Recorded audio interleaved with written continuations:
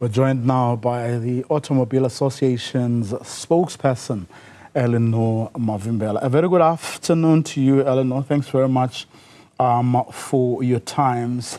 As you would have heard there from that soundbite, the taxi industry, or at least sections of it, are believing that, or saying that they are not anticipating a price increase at this stage. It's a matter of time, isn't it? Yes, definitely. Good afternoon, Vio. Well, definitely it is a matter of time. And unfortunately, with fuel, it doesn't only affect one industry. It affects industries across all sectors of the economy because fuel is an input cost. So with it being an input cost, the consequences of it when it increases that they are immediate and far-reaching. And yes, it's good to hear that one of the transport sectors, that is the taxi industry, that the majority of South Africans are relying on, are saying that they're not going to be increasing the transport tariffs. But we then wonder about the other sectors that the general fuel levy increase will affect. This couldn't have come at the worst time when consumers are battling high interest rates, high unemployment, high electricity tariffs, and the likes.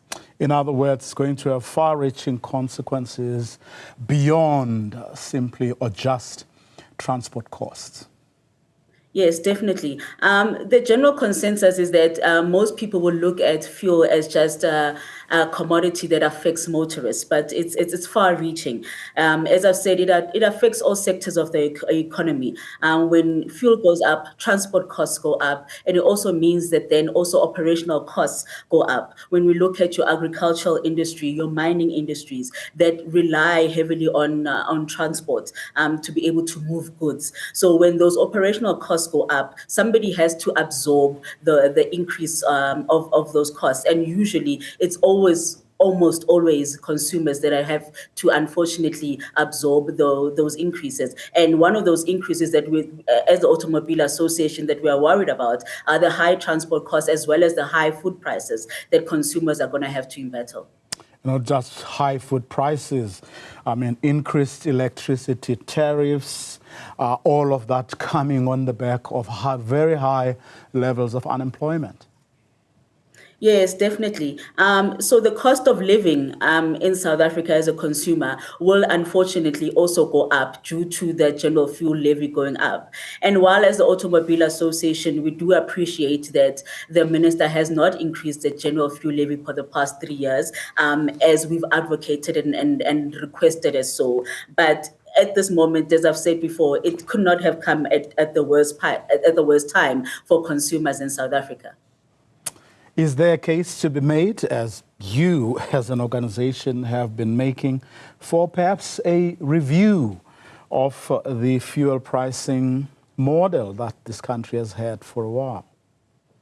Definitely, we are now more than ever. We definitely do think that the conversation needs to be revisited in terms of looking at the fuel pricing formula in South Africa. We need to do an audit in terms of how the GFL as well as the RAF levies that make up most of the fuel taxes in our fuel prices. We also need to engage with civil society, stakeholders in the transport sector, to see, as well as academia also, to see if there isn't a way we can be able to refinance things such as your road accident fund levy. We're looking at our neighboring countries who are able to function with lower fuel price costs. We definitely do think there is scope for us to look at a review and start the conversation of having a review of our fuel pricing formula. When people say they have a right or are demanding rights, they generally mean that they are suffering wrongs. So when you say there needs to be a review, you in all likelihood believe that there could be or there is something wrong with the general fuel levy or the road accident fund levy.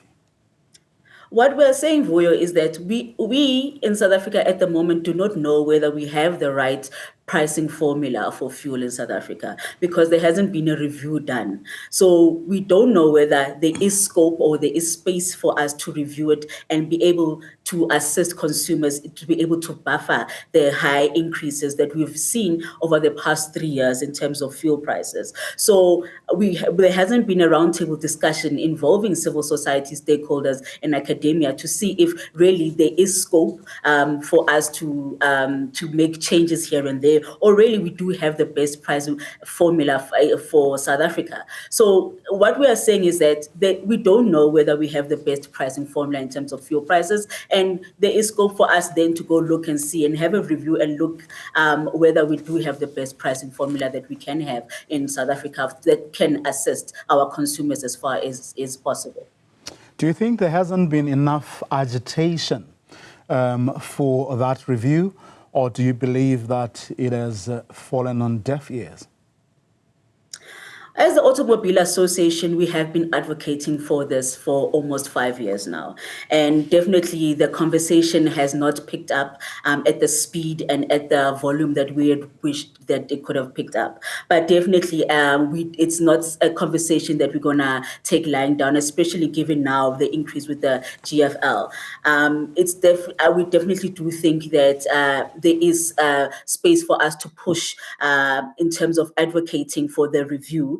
Even if it's going to take another 3 more years for the government to give us a chance to open the table, to open that space and that conversation to happen between civil society and government. I mean, I definitely do think that over the past 3 years, the Minister of Finance has heeded our call to say do not increase the general fuel levy, and I think at some level the government then does believe that there is some way to maneuver around the general fuel levy or other levies that encompass the fuel price in South Africa. So definitely we haven't had the feedback that we'd have liked to had, but we're definitely not gonna sit back and allow the conversation to die down. This is the time for us to push on with regards to advocating for a fuel price review. But he was caught in a rock, between a rock and a hard place, wasn't he? Eleanor Mavimbela, thank you very much for your time, spokesperson for the Automobile Association, reacting, of course, to that fuel levy increase announced by the Finance Minister during his budget speech yesterday.